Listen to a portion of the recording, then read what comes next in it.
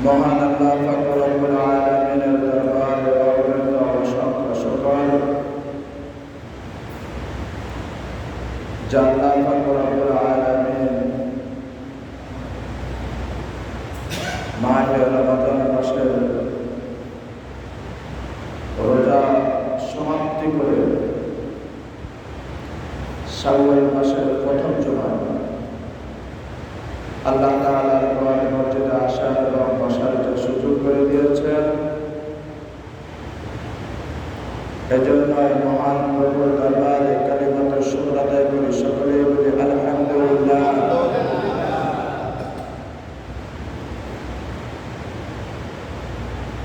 আলোচনার শুরুতে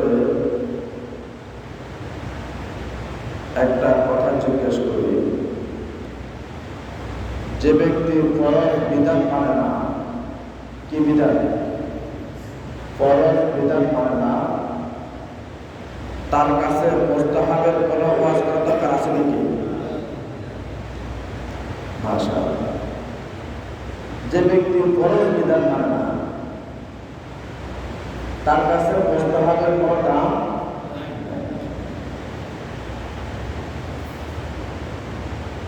কিন্তু তার মানে এই নয় যে আমরা স্টপ করে দেব। আল্লাহ তাআলার যে সমস্ত বান্দা বান্দীগুলো ফরজ বিধান মানছে, ফরজ বিধানের উপরে অকুতোভয় বিশ্বাস ছিল, হয়তো আজকের আলোচনা তাদের জন্য শিক্ষণীয় কিছু আছে, মানার কিছু আছে।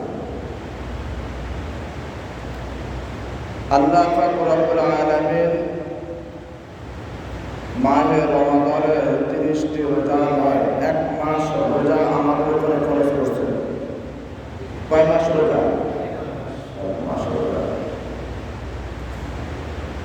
যারা রাখতে পেরেছে তাদেরও এই দিনটা গেছে, আর যারা রাখতে পারে নাই তাদের দিনটাও কি গেছে। ঈদুল ফিতরের রাত্রে আমার একটা কথা বারবার মনে করতেছে, কোন মানুষ যদি জাহান্নামের শাস্তি বইয়ের একটা নমুনা দেখতে চায়, কিসের বলেন? জাহান্নামের শাস্তির যদি একটু নমুনা দেখতে চায়, তাহলে রমজান মাসে যারা রোজা রাখে নাই ওই সমস্ত ফরজের দিকে তাকাও। কাদের দিকে? ওই সমস্ত ফরজের দিকে যারা রমজান মাসে রোজা রাখে। কেমন? কথাটা হলো এমন, এরা না পাচ্ছে খাইতে শান্তি, না পাইছে পড়ার শান্তি, না পাইছে ঘরের স্ত্রী সন্তানের কাছে সম্মান। এরা সোরের মতো জাহান্নামের যন্ত্রণাদায়ক আযাবের মতো এদের প্রতিটা মুহূর্তে তারা অতিক্রম করতে হয়েছে যারা রমজান মাসে রোজা রাখে। আল্লাহ পাক রব্বুল আলামিন এই জাহান্নামের কীটগুলা থেকে, অপমানজনক কীটগুলা থেকে আমাদেরকে হেফাজত করে, সকলে বলে আমিন। সকলকে হাজির, মাহে রমাদান মাসে আমাদের অনেক আমলের পরিবর্তন আসছে। আসছে কি আসছে না? মাশাআল্লাহ। আমাদের দান সৎকার মধ্যে পরিবর্তন আসছে। আসছে কি আসে নাই? আমাদের কিয়ামুল লাইলের মধ্যে পরিবর্তন আসছে। আসে কি আসে নাই? আসছে। আল্লাহর হুকুম মানার বিষয়ে, নবীজির তরিকা মোতাবেক চলার বিষয়ে আমাদের মধ্যে অনেকগুলা পরিবর্তন আসছে না? এখন রমজান মাস শেষ, আমরা কি এগুলা ছেড়ে দিব? হ্যাঁ, ছাড়ব না ইনশাআল্লাহ। আমরা এগুলা ছাড়ব না, আমরা এগুলা ধরে রাখবো। কি রাখবো? ধরে রাখবো। প্রাসঙ্গিক বিষয়ে আরেকটা কথা বলি, আমাদের দেশে বিভিন্ন বাহিনী আছে না, এদেরকে ট্রেনিং দেওয়া হয় না? এদেরকে ট্রেনিং দেওয়া হয় শুধুমাত্র যুদ্ধের জন্য নাকি আজীবন প্রস্তুতির জন্য? প্রস্তুতি নেওয়ার জন্য, তাদের যে কোনো মুহূর্তে যে কোনো হাঙ্গামা যেন তারা দমন করতে পারে, এই জন্য তাদেরকে কি দেওয়া হয়? ট্রেনিং দেওয়া হয়। আল্লাহ পাক রব্বুল আলামিন সারা পৃথিবীর সমস্ত মুসলমানদেরকে এই রমজান মাসের ট্রেনিং দিয়ে দিয়েছেন। তুমি এই 1 মাসের ট্রেনিং দিয়া আগামী 11 মাস তুমি এটার উপরে অটল থাকবে। কি থাকবে? অটল থাকবে। বোঝানোর জন্য আরেকটা কথা বলি, বাংলাদেশ সেনাবাহিনী এরা থাকতো ক্যাম্পে, ক্যাম্পে থাকতো না? ক্যাম্পে থাকতো। কিন্তু গত 7 মাস তারা সড়ক নিরাপত্তার জন্য, তারা দর্শন মামলা রোধের জন্য, তারা হত্যা রোধের জন্য, তারা বিভিন্ন মিছিল মিটিং রোধের জন্য, তারা বিভিন্ন রকমের যেন কোনো রকমের অপসংস্কৃতি, কিছু তৈরি না হয়, খুন খারাপি, মামলা মোকদ্দমা এগুলো খারাপ কিছু যেন তৈরি না হয়, এটা মোকাবিলার জন্য বাংলাদেশ সেনাবাহিনী কাজ করতেছে না? এই যে 7 মাস তারা কাজ করতেছে, এরাই কি তাদের ট্রেনিং এর একটা অংশ না? মুসলমান এই ট্রেনিং, আমরা রমজান মাসটাকে ট্রেনিং দিয়া সারা মাস আমরা যারা এটার উপর অটল থাকতে পারে, আল্লাহ পাক রব্বুল আলামিন এই বিষয়ে কয়েকটি কথা বলতেছেন। তাহলে আমরা যে রমজান মাসের ট্রেনিং নিলাম, যদি আমরা 11 মাস ওই ট্রেনিং এর উপরে যদি অটল না থাকে, তাহলে আমাদের ট্রেনিংটা কি সাকসেসফুল হয়েছে নাকি? হয় না। আমাদের এই ট্রেনিংটা সাকসেসফুল হয় না, আনসাকসেসফুল হয়ে যাবে। আল্লাহ পাক রব্বুল আলামিনের কাছে আজকের এই খুতবার শুরুতে দোয়া করি, আল্লাহ তাআলা আমাদের সবাইকে এই রমজানে যেভাবে আমরা দান সদকা করছি, ইবাদত করছি, নামাজ রোজা করছি, আমরা এটার উপরে যেন অটল থাকতে পারি। আল্লাহ পাক রব্বুল আলামিন যেন তৌফিক দান করে, সকলে বলে আমিন। আল্লাহ পাক রব্বুল আলামিন পবিত্র কালামে পাকে একটা আয়াত এনেছেন। এটা আমরা মোটামুটি কম বেশ অনেকেই জানি। ইয়া আইয়ুহাল্লাযীনা আমানুত্তাকুল্লাহা হাক্কা তুকাতিহি ওয়া লা তামুতুন্না ইল্লা ওয়া আনতুম মুসলিমুন।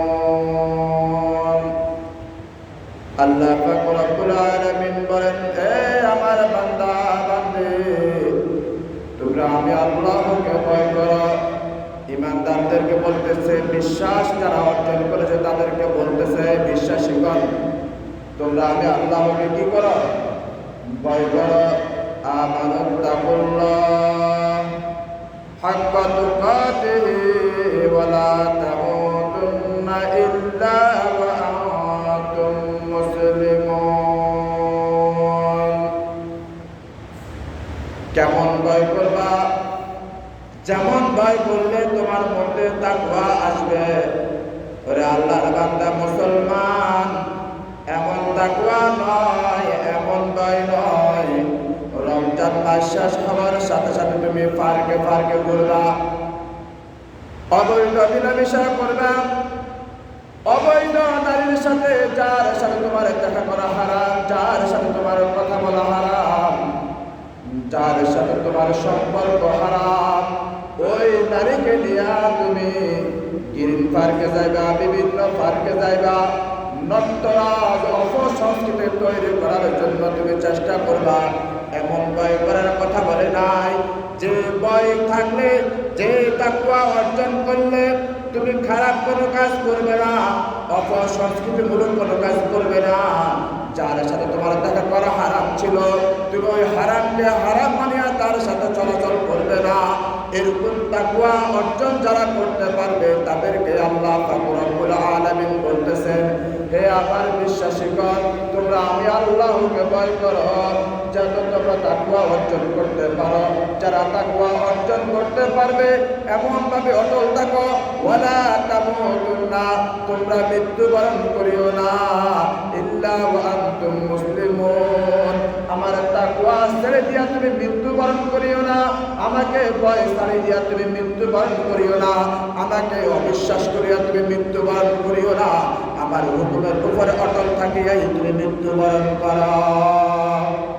হুকুমটা আল্লাহ সুবহানাহু ওয়া তাআলা বলেন, ওরে বান্দা, তুমি আমি সৃষ্টি করেছি, আমার উপরে যদি বিশ্বাস না থাকে, এই অবস্থায় যদি তোমার মৃত্যু হয়, ওয়ালাহুম আযাবুন আযীম, আমি তোমার জন্য অপমানজনক লাঞ্ছনাদায়ক আযাবের ব্যবস্থা করে রেখেছি।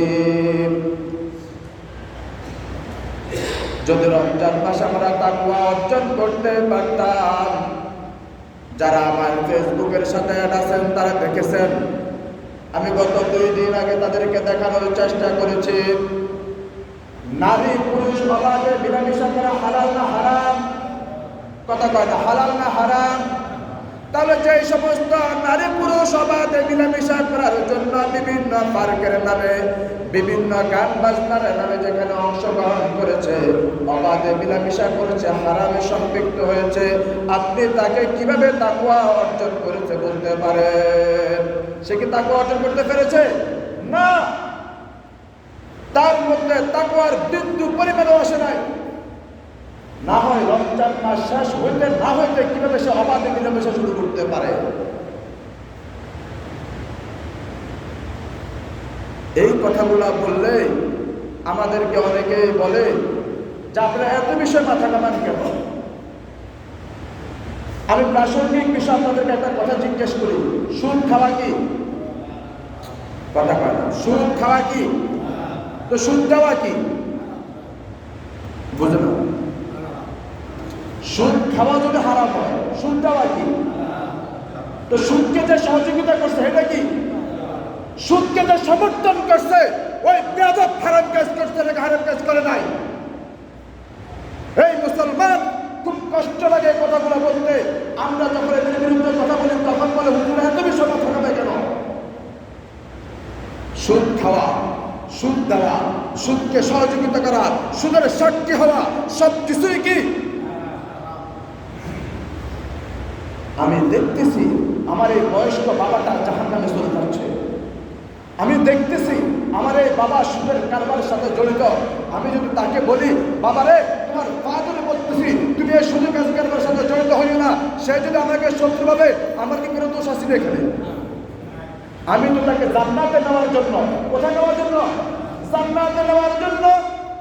আমার আল্লাহ রব্বুল আলামিন বলেন, ইন্নাল্লাহা আশতারা মিনাল মুমিনিনা আনফুসাহুম ওয়া আমওয়ালাহুম বিআন্না লাহুমুল জান্নাহ। ওরে বান্দা, নিশ্চয় নিশ্চয় আমি তোমাকে ক্রয় করে দিয়েছি, তোমার জান, তোমার মাল আমি ক্রয় করে দিয়েছি আমার জান্নাতের বিনিময়। কিসের বিনিময়? আমার জান্নাতের বিনিময়। তুমি কি আমার ওই বিশাল জান্নাতে যেতে চাও না বান্দা? যদি তাকওয়া অর্জন করো, যদি আমাকে যথাযথ বিশ্বাস করো, তাহলে তোমাকে বিশ্বাস উপর অটল থাকতে হবে। এই বিশ্বাস তুমি ছেড়ে দাও, ওরে বান্দা, তোমার জন্য আমি রেখেছি ওই জাহান্নামের আগুন। কেমন আগুন, কেমন আগুন যদি শুনতে চান আশ্চর্য হয়ে যাবেন। 1 বছর নয়, 2 বছর নয়, 5 বছর নয়, 50 বছর নয়, 5000 বছর নয়, 50,000 বছর জাহান্নামের আগুনকে উত্তপ্ত করিয়া এমন জাহান্নামের আগুন আমার আত্মার জন্য রেখেছে। ওরে বান্দা, যদি জাহান্নামে যেতে চাও, তবে ওই জাহান্নামের আগুনে জ্বলার জন্য তুমি প্রস্তুত থাকো। আমি তোমাকে এখন পা ধরে বলতেছি নামাজ পড়ে তোমার কাছে ভালো লাগে না। আমি তোমার কাছে অনুরোধ করে বলতেছি রোজা রাখো, তোমার কাছে ভালো লাগে না। আমি তোমার কাছে কাকুতির বিরুদ্ধে শুনে বলতেছি আল্লাহর দিকে ফিরে আসো, তোমার কাছে ভালো লাগে না। যদি তোমার কাছে ভালো না লাগে তবে প্রস্তুত থাকো জাহান্নামের আগুনে জ্বলার জন্য। কিসে জ্বলার জন্য? জাহান্নামের আগুনে জ্বলার জন্য। যে কথাটা বলতে চেয়েছিলাম, সুদ খাওয়া, সুদ দেওয়া, সুদকে সহযোগিতা করা, সুদের সাক্ষী হওয়া যেমন করে হারাম। যারা গান বাজনা করবে, যারা গান বাজনার আয়োজন করবে, যারা গান বাজনাকে সহযোগিতা করবে, যারা গান বাজনা দেওয়াকে খারাপ মনে করবে না, তারা সবাই একই পাপের গুনাহগার। কিসের? একই পাপে। যারা পার্কে যাইতেছে, যারা পার্কে যাওয়ার জন্য ব্যবস্থা করছে, যারা পার্কে যাওয়াকে হালাল মনে করতেছে, এরা সবাই গুনাহগার। এরা সবাই কি? এরা একজনও রমজান মাসে তাকওয়া অর্জন করতে পারে।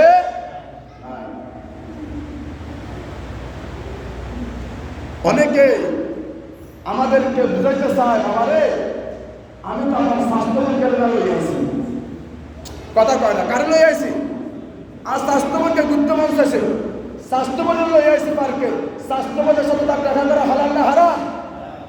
আমি আমার শালী গাড়ি নিয়ে আইছি, শালীর সাথে দেখা করা হালাল না হারাম?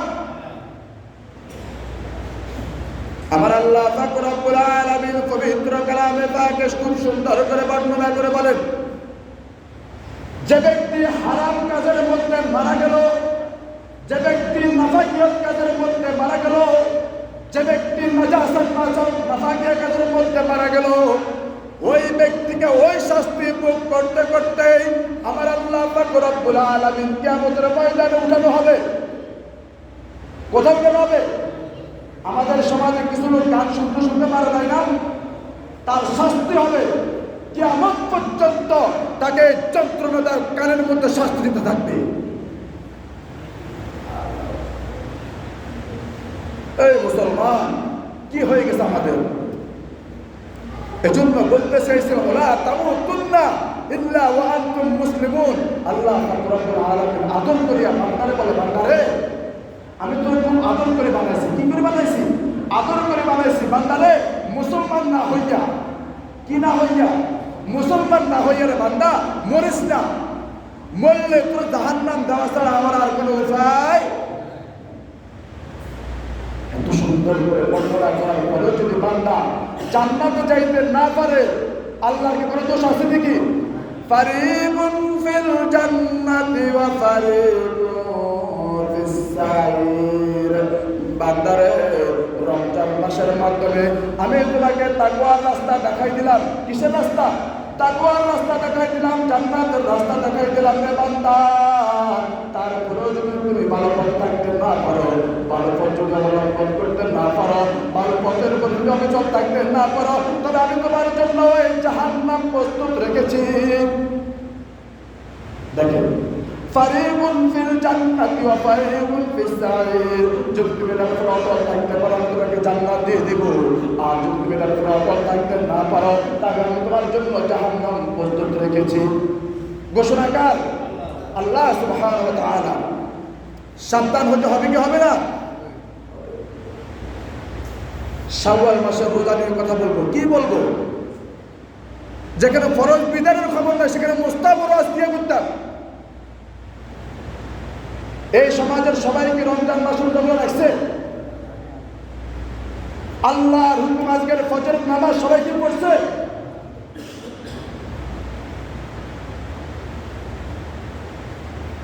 সম্মানিত হাজিরিন, আল্লাহ পাক রব্বুল আলামিন তারপরে কত সুন্দর করে বর্ণনা করে বলতেছেন, ইন্নাল্লাযীনা ইয়াতলুনা কিতাবাল্লাহি ওয়া আকামুস সালাতা ওয়া আনফাকু মিম্মা রাযাকনাহুম সিররান ওয়া আলানিয়াতান ইয়ারজুনা তিজারাতান লা তাবুর লিওয়াফিয়াহুম উজুরাহুম ওয়া ইয়াজিদাহুম মিন ফাদলিহি ইন্নাহু গফুরুন শাকুর।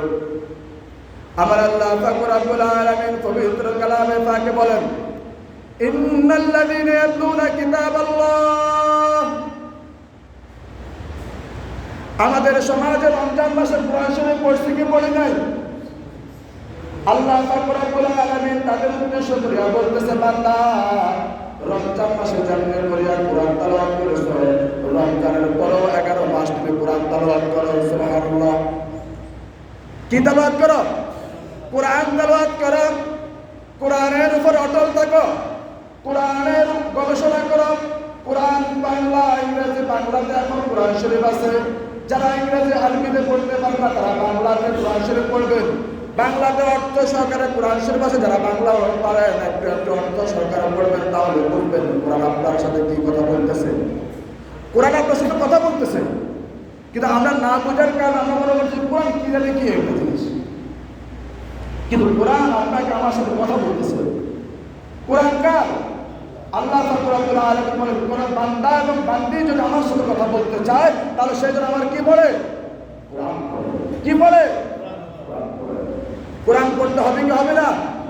হবে ইনশাআল্লাহ। ওয়া আকামুস সালাত, এবং নামাজ কায়েম করো। রমজান মাসে আল্লাহর কিছু বান্দা বান্দি অতিরিক্ত নামাজ পড়ছে কি পড়ে নাই? এখন এই রমজান চলে গেছে, এখনো নামাজ পড়তে হবে কি হবে না?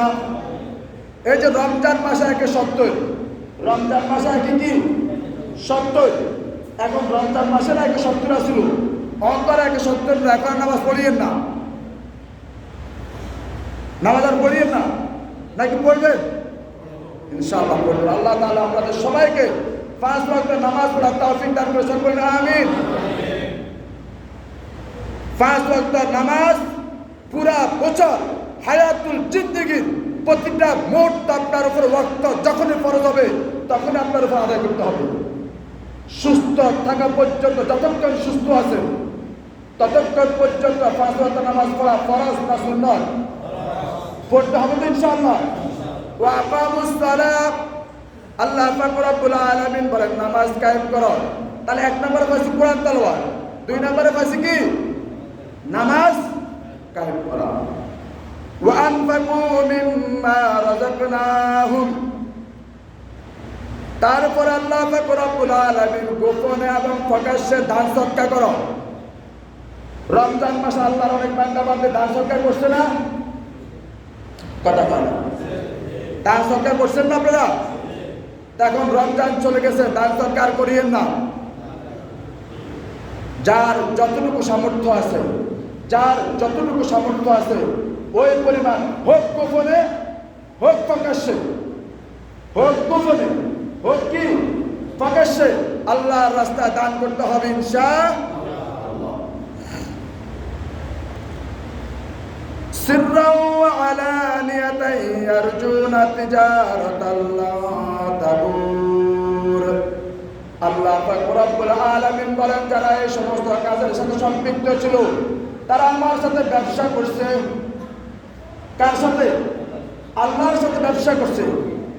আল্লাহ পাক রব্বুল আলামিন বলেন এই সমস্ত ব্যক্তিদের জন্য আমার পক্ষ থেকে সুসংবাদ রয়েছে। সুবহানাল্লাহ। কি রয়েছে? সুসংবাদ। এই সুসংবাদ পাওয়ার ইচ্ছা আছে ইনশাআল্লাহ।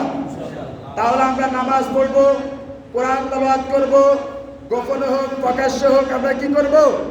দান সদকা করব। তাহলে ব্যবসা করব কার সাথে? আল্লাহর সাথে। কার সাথে? আর যে ব্যক্তি আল্লাহর সাথে ব্যবসা করতে পারবে লাভ হবে না লস হবে? লাভ হবে না লস হবে? লাভ হবে ইনশাআল্লাহ। সম্মানিত হাজিরিন, এই জন্যই রমজান মাসে আমরা যে তাকওয়া অর্জন করতে পেরেছি এগুলোর উপর আমাদেরকে অটল থাকতে হবে। প্রাসঙ্গিক একটা কথা আমি আপনাদের সাথে শেয়ার করি। এই মসজিদে আমরা ঈদের দিন কিছু কালেকশন নিছি না, কিছু নাম লাগাইছি না? এই কথাটা বলে আমি শাওয়াল মাসের কয়েকটি কথা বলবো, এরপরে শেষ করে দেব।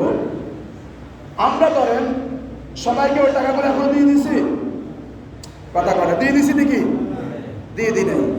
যারা দিই নাই, যারা দিয়েছে আলহামদুলিল্লাহ, যারা দিই নাই আমরা অতি দ্রুত মসজিদের নামে যে টাকাটা আমরা লিখেছি এই টাকাগুলো কি করব? দিয়ে দেব। গোপনে এবং প্রকাশ্যে, গোপনে এবং প্রকাশ্যে দান করলেই কি হবে? সওয়াব হবে।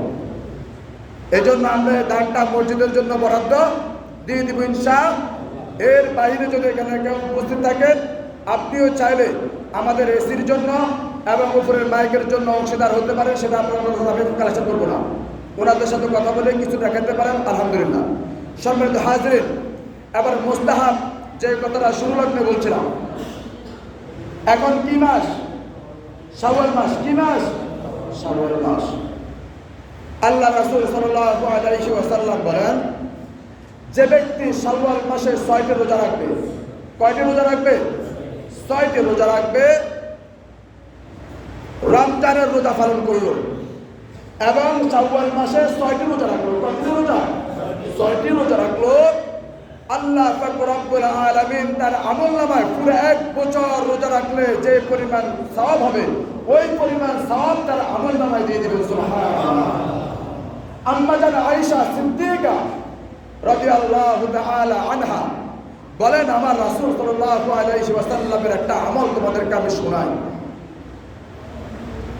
আল্লাহ রাসূল সাল্লাল্লাহু আলাইহি ওয়াসাল্লাম পুরা বছর ইবাদত করতেন, কিন্তু কোনদিন যদি অসুস্থতার কারণে, শারীরিক কোনো সমস্যার কারণে, যদি কোনো রকমের অন্য কোনো পেরেশানির কারণে যদি ইবাদত করতে না পারতেন, রাত্রিবেলা, কোন বেলা? রাত্রিবেলা যদি ইবাদত করতে না পারতেন, আম্মা জান আয়েশা সাক্ষী দিচ্ছেন, আমার রাসূল প্রাণের নবী, জানের নবী মুহাম্মদ আরবি সাল্লাল্লাহু আলাইহি ওয়াসাল্লাম দিনের বেলায় 12 রাকাত নফল নামাজ পড়িয়া রাতের কাফারা আদায় করতেন। সুবহানাল্লাহ। কি আদায় করতেন? রাতে যে ইবাদত করতে পারে নাই, এটার কাফারা আদায় করতেন দিনের বেলা অতিরিক্ত 12 রাকাত নামাজ পড়ে। কত রাকাত? 12 রাকাত নামাজ পড়ে। এই হাদিস দ্বারা বোঝানো হয়েছে, আমরা যারা রমজানের রোজা রেখেছি, আমরা যেন শাওয়াল মাসের 6টি রোজা রাখি। 6টি রোজা রাখি। এই 6টি রোজা রাখলে কি হবে? আল্লাহ পাক রব্বুল আলামিনের নবী মুহাম্মদ আরবি সাল্লাল্লাহু আলাইহি ওয়াসাল্লাম দ্বিতীয় হাদিসে আম্মা জান আয়েশা থেকে বর্ণনা করেন।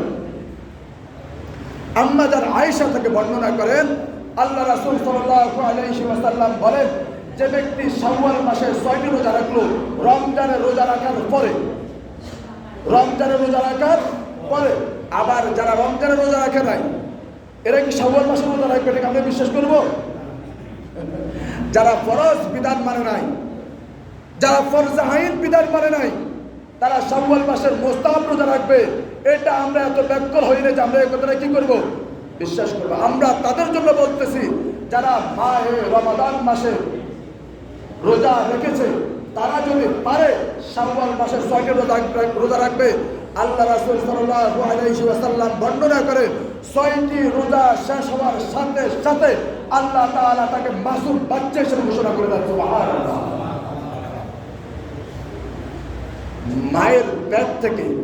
মায়ের পেট থেকে সন্তান জন্ম নিলে যেমন করে বেগুনাগার মাসুম বাচ্চা হয়ে যায়, রমজান মাসের রোজা রাখার পরে শাওয়াল মাসের 6টি রোজা রাখলে আল্লাহ পাক রব্বুল আলামিন ওই ব্যক্তিকে, ওই বান্দা এবং বান্দিকে আল্লাহ তাআলা মাসুম বাচ্চা করে দেয়। সুবহানাল্লাহ।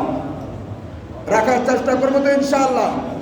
শাওয়াল মাসের দ্বিতীয় আমল, শাওয়াল মাসের প্রথম আমল হলো যায় 6টি রোজা রাখা। কতটি রোজা রাখা? 6টি রোজা রাখা। দ্বিতীয় আমল হলো, কেউ কথা বলবেন না, দ্বিতীয় আমল হলো যাদের সন্তান বিবাহের উপযুক্ত আছে, খুব খেয়াল করবেন, যাদের সন্তান বিবাহের কি আছে? উপযুক্ত আছে, হোক ছেলে হোক মেয়ে, তাদেরকে বিয়ে দিয়ে দাও। তাদেরকে কি দিয়ে দাও? বিয়ে দিয়ে দাও। আমাদের সমাজে বিয়েটাকে এত কঠিন বানাই ফেলছে, ছেলে তার খালতো বোনের সাথে প্রেম করতেছে, এটা কোনো গুনাই মনে করে না। ছেলে তার ক্লাসমেটের সাথে প্রেম করতেছে, এটা কোনো কি করে না? গুনাই মনে করে না। স্বাস্থ্য বোনের সাথে, জ্যাঠতো বোনের সাথে, ক্লাসমেটের সাথে বন্ধুর নাম দিয়া, বান্ধবীর নাম দিয়া যে নীলাখানায় যে জড়িত হয়ে যাচ্ছে, জিনা বেবিচারে সংযুক্ত হয়ে যাচ্ছে, এটাকে কোনো গুনাহ মনে করে অভিভাবকরা। আল্লাহ তাআলা আমরা যারা অভিভাবক আছি, আমাদেরকে জিনা বেবিচার থেকে আমাদের সন্তানগুলোকে বাঁচানোর তৌফিক দান করে সকলে আমিন। সন্তান বয়স্ক হওয়ার সাথে সাথে, বিবাহের উপযুক্ত হওয়ার সাথে সাথে তাকে বিয়ে দিয়ে দাও। তাকে কি দিয়ে দাও? মেয়ের বাবারা কাবিন ছোট করেন। অনেক মেয়ের বাবা আছে, আমার মেয়েটা একটু সাদা চামড়া হয়েছে কিনলে কাবিন 20 লাখ টাকা নিচে হবে না। কত টাকা নিচে হবে না? বিয়েকে যত কঠিন করবে সমাজে জিনা তত বেশি হবে। কথা বুঝতেছেন না মনে হয়? সমাজে বিবাহ যত উপযুক্ত করে দিবেন, বিবাহকে যত সহজ করে দিবেন, সমাজ তত গুনাহ মুক্ত হবে, জিনা মুক্ত হবে, বেবিচার মুক্ত হবে। জিনা বেবিচার মুক্ত সমাজ চান তো ইনশাআল্লাহ? হাত তুলে আল্লাহরে দেখেন, চান তো ইনশাআল্লাহ? যদি আল্লাহকে এটা সাক্ষী রেখে বলতে পারেন তাহলে নিজেদের ছেলে মেয়েগুলোকে বিবাহের উপযুক্ত হওয়ার সাথে সাথে বিবাহ সহজ করে তাদেরকে বিয়ে দিয়ে দিবেন ইনশাআল্লাহ। সম্মানিত হাজরিন, আরেকটি কথা বলে শেষ করে দিচ্ছি। যে সমস্ত সন্তানরা বাবা মায়ের অবাধ্য সন্তান, শেষ কথাটা বলে দিচ্ছি আজকের আলোচনা। যে সমস্ত সন্তান বাবা মায়ের অবাধ্য সন্তান, আল্লাহর রাস্তায় আল্লাহকে ভয় করুন। আমি একটা অবাধ্য সন্তানের একটা গল্প বলে আলোচনা শেষ করে দিচ্ছি। আমি যে গ্রামে হেফজ পড়েছিলাম, অবাধ্য সন্তানদেরকে বলতেছি, সবাইকে না, অবাধ্য সন্তানদেরকে একটু খুব মনের কান দিয়ে, দিনের কান দিয়ে গল্পটা শোনো, বাস্তব, কোনো বানানো গল্প না। আমি যে গ্রামে হেফজ পড়াশোনা করছি, ওই গ্রামে এক মায়ের একটা সন্তান ছিল। কি ছিল? স্ত্রীর কথা শুনে, কার কথা শুনে? স্ত্রীর কথা শুনে মায়ের গায়ে হাত দিয়েছে। কার গায়ে? মায়ের গায়ে হাত দিয়েছে। এই অবাধ্য সন্তানরা, আপনাদের উদ্দেশ্যে বলতেছে, যদি কেউ থাকেন, আর যদি কেউ না থাকেন আলহামদুলিল্লাহ, যদি কেউ থাকেন তার উদ্দেশ্যে বলতেছি, আল্লাহর দোহাই লাগে, মা বাবার মনে কষ্ট দিলে কি হয় একটু পরে শুনবেন। ওই মার গায়ে হাত দেওয়ার পরে মা সন্তানকে বলতেছে, বাড়ির থেকে বের হয়ে যা, আল্লাহ তোর এই মুখ আমাকে যেন আর না দেখা। নাউজুবিল্লাহ মিন যালিক। কি বলতেছে? আল্লাহ তোর এই মুখ আমাকে যেন আর না দেখা। একবারে বাস্তব ঘটনা, আসরের পরের ঘটনা, স্পষ্ট মনে আছে। আমি তখন ওই হাফখানার ছাত্র।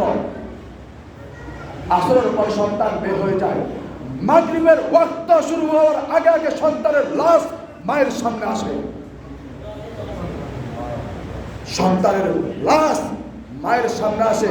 সোনাইমুড়ি চৌরাস্তায় টাকা যাওয়ার উদ্দেশ্যে সোনাইমুড়ি চৌরাস্তা আসছে, একটা বাস ডান দিক থেকে এসে তাকে এমন জোরে আঘাত করছে, মাথার পুরো খুলিটা উল্টে গেছে। বিশ্বাস করবেন, একটি এর পরের ঘটনা আরো মর্মান্তিক। মায়ের সামনে আসছে, লাশকে দাফন করার জন্য মায়ের কাছে ক্ষমা প্রার্থনা করতেছে। মা অথচ কি নাই ছিল তখন, 10 মাস 10 দিন বা 9 মাস বা 9.5 মাস যা ছিল মায়ের গর্ভে, কত কষ্ট, কত কষ্ট, কত কষ্ট এই মা আপনার আমার জন্য সহ্য করছে। এটা একমাত্র নারী ছাড়া কোনো পুরুষ বোঝা সম্ভব।